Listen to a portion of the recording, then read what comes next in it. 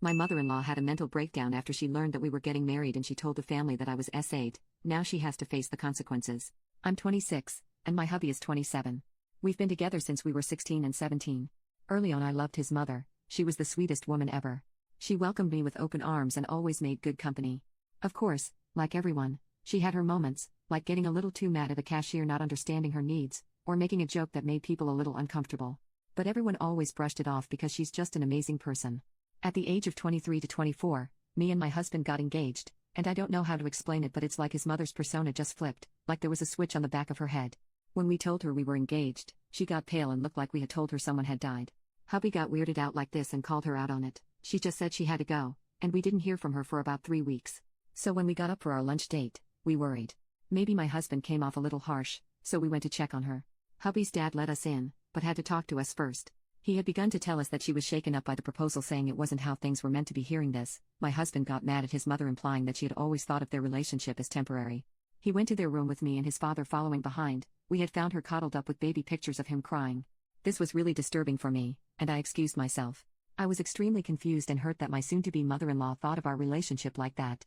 My father-in-law consoled me and said, "For whatever it's worth, I believe there is a little string bonding you and my son together, don't listen to her." This stuck with me and made me cry. I still remember it to this day. My mother-in-law proceeded to text me that I had taken away her baby boy, and that no one could replace the love they share. Yes, I know a mother's love isn't replaceable, but, in my opinion, a mother and wife should not be in the same category to compete with each other.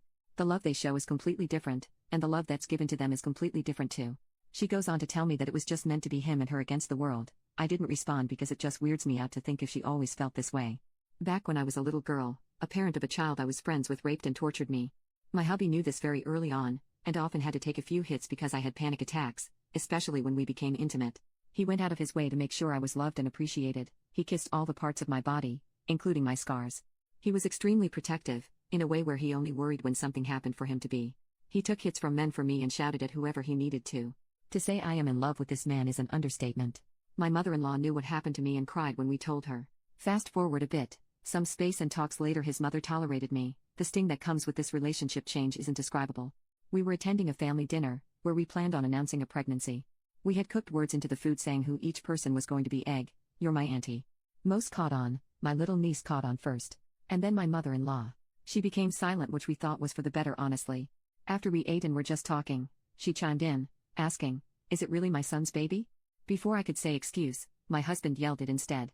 My mother-in-law says that due to me letting another man touch me, how is she sure I wasn't weak enough to let it happen again? While my husband was arguing with her, I just got up and left. My husband ran after me, cussing his mother out. My father-in-law left too. People soon started saying they had to go as well, as it was getting late. It was 6:30. I later got a message from my mother-in-law getting mad at me for leaving and embarrassing her. I don't think I was wrong for what I did, but I am starting to think maybe I should have just stayed and left more appropriately. Update: I've now gone full no contact. My hubby keeps her number muted, just in case something happens. My baby will never meet her grandma unless a professional tells me that she won't act like that anymore. I know some of you think I should divorce my husband if he doesn't go full NC. Respectfully, that's some advice I won't listen to. He has been through so much with me, and to leave because he has to make a hard decision isn't what I agree with. We both think that keeping some way of communicating is what's best. That doesn't mean we are going to talk to her at all. His parents are getting old. We've had to come to terms with needing to keep her number in case something happens. To clear this up too, my father-in-law never took her somewhere at the beginning because she had gotten better, hence why we went to dinner with her in the first place. Now he is looking for people to help mother-in-law.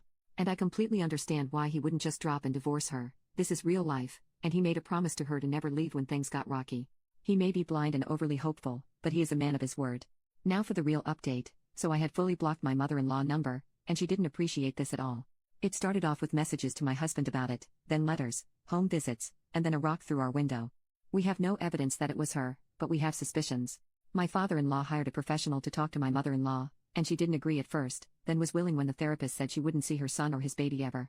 When she said this, my father-in-law proceeded to yell that she had no place in suggesting his wife might see her son and child again without consulting us. He especially got mad that I wasn't included in this threat of no contact. He fired her on the spot.